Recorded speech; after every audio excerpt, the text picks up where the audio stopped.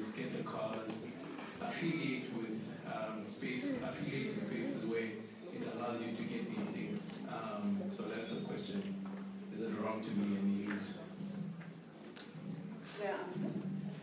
Someone else? I'll take one more question before I pass it on to you, sir.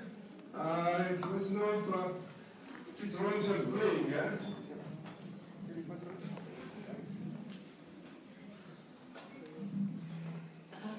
Is there another city in South Africa that's like the waterfall, or is it just the waterfall?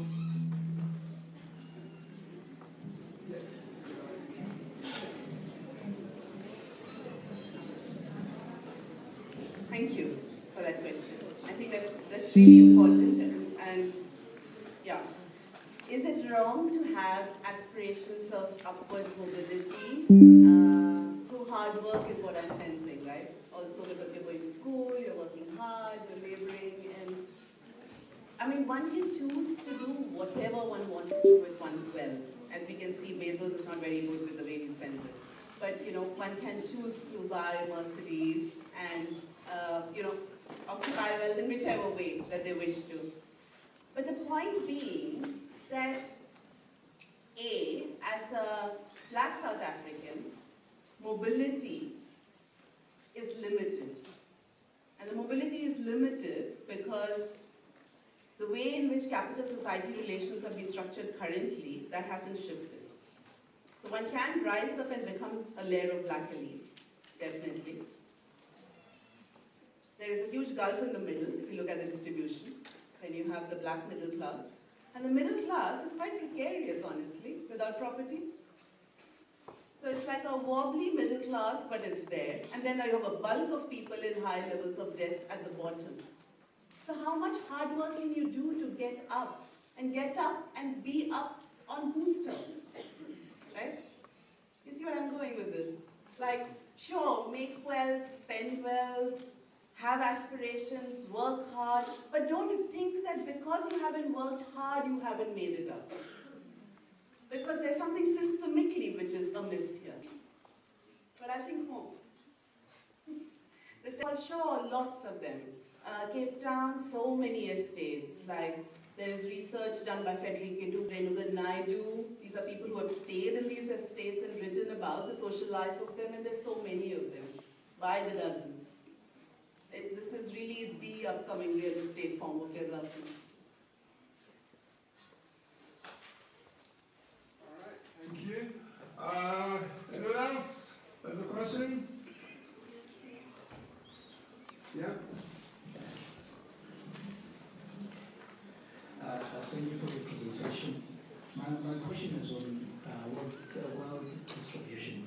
Would you say BEE is the solution, or it's more of a creation of another problem? If there's no other question, you may go ahead and answer that. Thank you. Solution or creation of another problem. My critique of PE is not because of the ways in which it's generally critiqued. I think you get a sense of that, right? I think it was a band-aid, a very carefully selected band-aid, which didn't factor in inequality at all. It just said, let's bring in this class of elites, bring them in and work. And there is work which says that this was a strategy which was thought of by the National Party and the white business elites of that time, the incumbent. So there's one kind of problem around BE like that. The other kind of problem is that the asset base needs to expand. In this country, income tax is not less, it's progressive and it's quite high. But the class that pays the income tax is very small because others don't have assets or capabilities to build on it. Okay. All right. If I may ask a question, if no one else has, do you have a question? No one? All right, so to the point here, I wonder if you were to sort of predict how many people in here, in this lecture room, including all of us, do you think are capable of getting that wealthy rich like Bezos or... I mean, I just want to understand like just the odds, right? And India, is it possible to work hard to get that rich? Or do you need another way to get that rich? I mean, how do you get that rich? Is it purely just hard work, coming to school, or is it purely about talent, intelligence? That's what I'd like to know. And maybe if we could understand that, maybe more of us here, will stand a chance of accumulating these riches, Thank you. I wish that all of you become as rich as your heart's desire. Let me start with that. The second thing about talent, merit, hard work. This meritocracy argument is so that we are all supposed to be creatures of merit and hard work, and affirmative action comes in the way.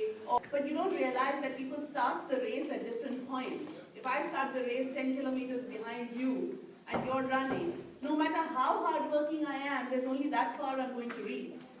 Right? So there are limits to this narrative of merit, especially, I would say, this whole meritocratic narrative that keeps getting thrown around. There are limits to how much one can move up, how much mortgage one can take care of. The 2008 financial crisis saw black families being moved from the mortgage market to the rental market. In other countries, the general move-in market, the way you go owning property is that you're living with your parents, that's fine, you have some money, you have a job, you bought a house. That's like a unilinear direction in which you move in. In this country, it's not unilinear. You might buy a house, you might have to sell it and go back. There's like a move back and forth. Precarity is always there hanging, ready for you to fall back into the township.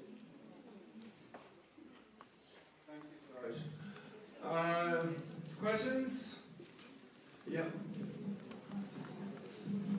Maybe, and also linking to the first question, just about, I think your definition, kind of where you draw the line of elite.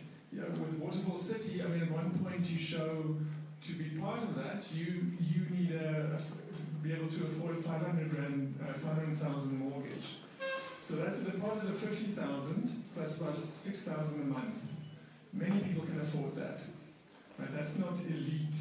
So I think all academic staff pretty much at Rhodes would be able to afford that. I understand, sort of the landowners and the developers, but maybe, that sort of definition of elite, I think there I got confused because you sort of presented it as a space where elites circulate, but it's kind of lower middle class and up of other people living there. That was sort of my one thing. And the other thing that I was thinking is about the collapse of, let's call it service delivery. Right?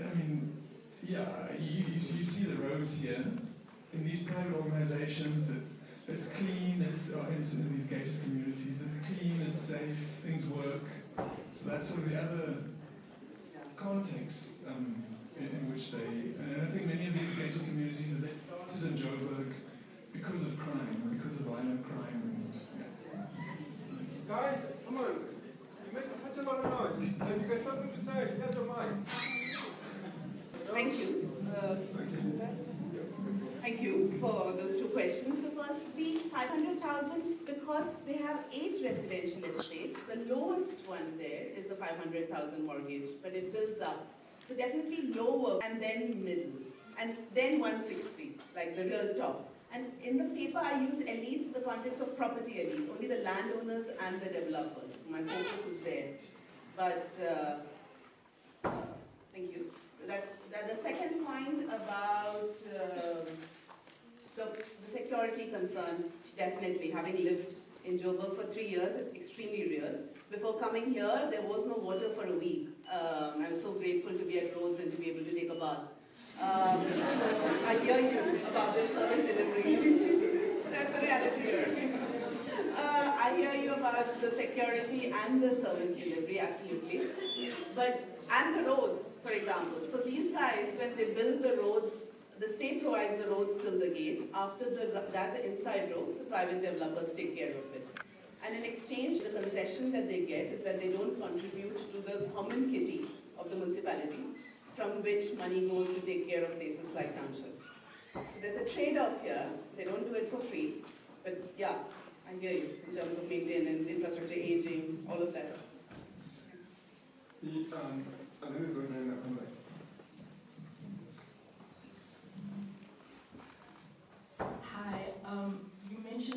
so I must have missed the point. You mentioned land elite. So I just wanted to know, how does land elite relate to the wealth inequality gap we're experiencing in South Africa?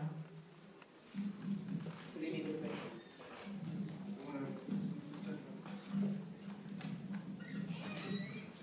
Thanks very much for that very insightful presentation. So you highlighted a number of mechanisms for treating inequality, but you were quite silent on politics, because the part of Africa where I come from, politics also serves as a major source of inequality. So how does that play out in the context of South Africa? Thank you. Sure, the land question. 2017, there's a land audit report that's come out from the government. I don't know if you guys have had a chance to look at it, in which the proportion of land that's held by the 8% white minority in the country is extremely high. Now, the research, there's been numerous articles, especially, I trust work coming out from PARI. PARI is a research organization based in Cape Town, and they write extensively on land. And they've done a piece critiquing it. What you realize as you read the critique of it is that the land data is a problem. The way it's collected, appropriation is the last. You need to get your land records in order.